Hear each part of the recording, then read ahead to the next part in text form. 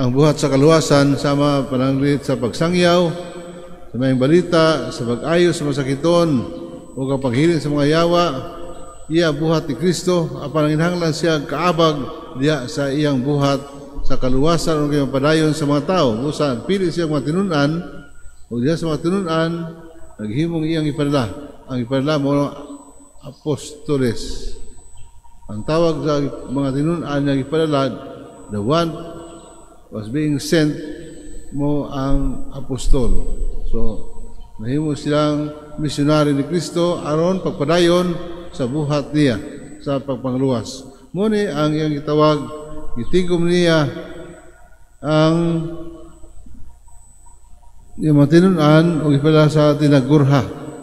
Unya, doon na instruction sa iyang pagpadala. Ayaw ka mong pagdalag pagkaon.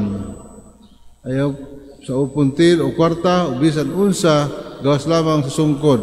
Pag sandalyas kamo, apan ayaw pagdalag laing bisti sa inyong gisulob. Ang kang San Marcos, the first one to write the gospel, very sure siya, dili sama ni San Mateo nga nagsunod kaniya. So, simple lang iyang pagsulti, may tungod sa kinabuhi ni Kristo, kanyang ipadala ni Kristo, ang mga tinunan on His behalf. Sa ato pa, ang matandog kita sa instruction ni Jesus, ayaw pagdala o kwarta. That is counter-culture. Kaya pahuna kasi girahan mulakaw kung may kwarta. Kunya ba, tungod kaya itong kinaiya, sigurista, di ta mulakaw kung wala tay dala. Kung sa magali, kang bisag 1 week travel rata, puno kayo ang atong butang. Usay tagduha, kita ko sa airport nga, nag-backpack, munay nag-aakong bae, nadiri pikas, daghan ang dala. Kunya, pag kanang maghuhuot na pagdusulod sa kanang aeroplano, maglisod. Tungod kay makasangit siya, makaristorbo siya sa uban, tungod sa iyang dala. Bugat pa, kunya na may mga bagahe, yang kamot, muna lisod, kayo. Kunya, ingon niya, kanang ayaw pagdalag, bisag unsa, gawas lamang sa sungkod. Importante ang sungkod. Ang sungkod, muna ang ipatid sa manap sa ilang masugatan. Yang tungkol sa makatabang nila as support para sa ilang lakaw. Labi na kon batuon ang ilang lakon. Indeed, batuon man ang Palestina. Kanito. Kunya, unsa pa, kanang ingon sandalyas. Pag sandalyas ka mo, kaya naman, tungkol kay batuon man o init ang yuta. Ang ilang paggalaktan sa ilang pagsangyaw. Kung daghan mga instruction pa na ingon ni Jesus sa mga tinunan nga wala masulat ng San Marcos apan ginitalye ni San Mateo. In one word, simplicity. Ano man, simplicity. Kanang kitagaan ni Jesus ang iyong tinunan sa iyang pagpadala o gahom. Ang grasya na una. Dili lang grasya sumala sa tumang lantaw nga kwarta nga suhulan ka aron ka muduyog dito sa sugo dili gahom. Ang gahom grasya na siya. Ang gahom nga ikaw palipdan sa Ginoo sa imong lakaw. Ang gahom nga sangkapan ka sa Ginoo nga di ka mabalaka sa imong lakaw kung makay pagkaon nila kay ang Ginoo magpahimutan kanimo ug mupili siya sa mga tao nga mahimong instrumento aron mupakaon kanimo. Na sa atong kasatian kung kita dunay pagtuo.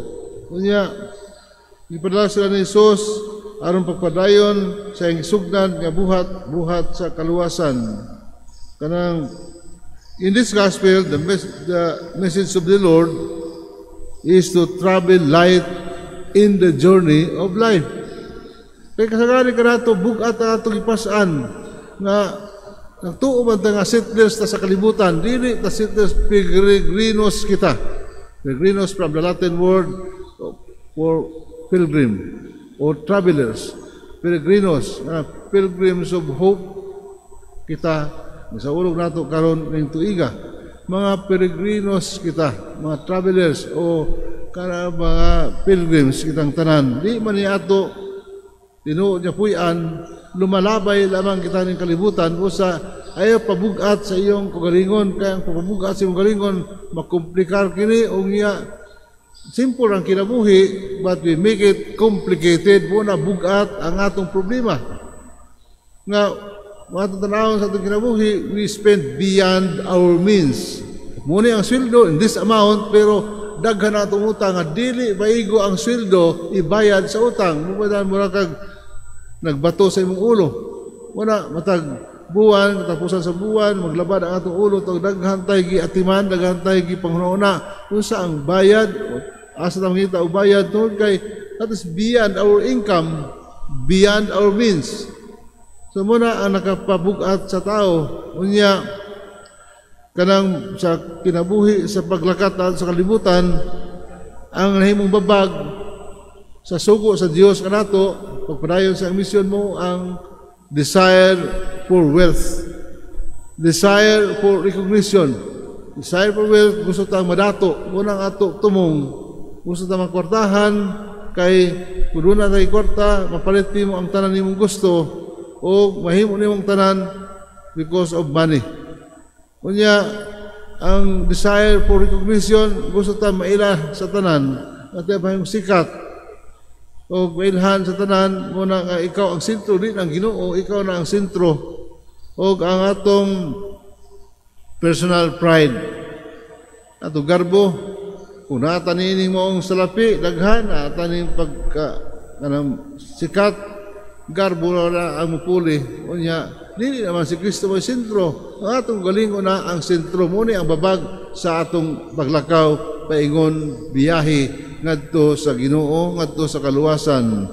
So remember kini atong mga martir sa ulo karon sila San Pablo Miki, Japanese, a Jesuit, Japanese is a kanabang preacher, maayo siya magsangyaw. Pero panahon in the 16th century panahon sa Japan diin pang persecute ang mga Kristiyano usa siya ini uban sa iyang 25 ka mga kauban nga gimartir dito sa Japan ug sa kinisab si kanabang nahiagom sa pagkamartir kining si San Pedro Bautista missionary Franciscan missionary to the Philippines dito mi sa kanang konbento karaang konbento sa mga Franciscano dito sa San Francisco del Monte sa Quezon City. Kita lang mo kana mo nang gipuy-an, simple puy-an ni San Pedro Bautista. Simple siya, Franciscan na kanang kinabuhi ni San Francisco mo ilang gisunod the life of simplicity, living in poverty. So muna sila, simple. Mga daw nga ang mga Franciscan giumol nila ang ilang mahimong pari nga di magsugod sila ang mga seminarista dito sa squatters area. Dito ang ilang permission. Dili kundi ang seminaryo nga ato na andan nga naa syudad kundi tuwa dito sa squatters nakig-uban sa mga kabos aron pag-andam sa ilang galingon pagpuyo sa kinabuhi nga simple. Basta nung tanam sa ang professor ng Eskwela of Theology nga naman kung if you are patronizing the poverty of Christ, nga naman, naghandol mo sa kanabang sa pinakasikat nga kanito, sa Forbes Park, kanang San Antonio, Paris. Nga mga dato, wa may kulikta dito. Ato ka way kulikta, pero man sa misa, mo ato mga tao, sekretary, isyo cheke, way kulikta. Kay kanang kulikta, para na sa mga bi-recruit ko na pumaagi sa paghalad. So checking, madato man dito mga Cuangco, Concepcion, dito tanong mga name it, they have the millionaires residing in that area. So muna siya nga naman, kuya mo dito, if you are patronizing the poverty of Christ, nga itudo ano yung mga seminarista, nga dito sa squatters ng kuyo, nag-handle mo parokya nga billionaire Paris. Ingon ang among professor, practical pa rin kung wala ning San Antonio, pas mamitanan. Unsa may igasto sa mga seminarista, buhi, pas mo tanan, wala sildo, wala tanan. Tungod kay kini ang amo nga gisaligan, kini nga parokya. So, bisag ingon karato ni anak, pero nalinguha mi nga puyo sa kinabuhi nga simple lifestyle. So ingon na nga kanang ato 1A, another point, we are just pilgrims in this world. We are not settlers. So we are just passing through our world for a short time. Muna nga kita sa lugoon sa Dios. Busa gisugo kita sa Dios. Ang matinun-an isip sa lugoon, gisugo sa Ginoo ni Hesus ang pagpadayon sa buhat sa kaluwasan. But remember, gisugo kita. O ang sugo mo'y atong tumong dili kon ang atong unsay maangkon. Busa ayaw ka mong pagdala sa mga butang. Ingon ni Hesus. Kang tapot lawas, way puntil, way kwarta, way extra shirts, kay sulubon ganarang yung gidala mo ora. So, way babag, di sila pagsangyaw, kay kung magdala-dala kang kwarta, magdala kang mabutang, babag na siya. Ang imong attention, focus on your baggage. Ano man? Basig kawaton, yung tupad, basig pani, upper ni, usuni, kanang pickpocket ni, sige kabalaka. So, mabalaka ka sa butang na imong kuptan, kaysa sugo, magpiyal kanimo sa Ginoo. Ang mga kabalaka ng panahon tungod sa mga butang na ato nga gikuptan.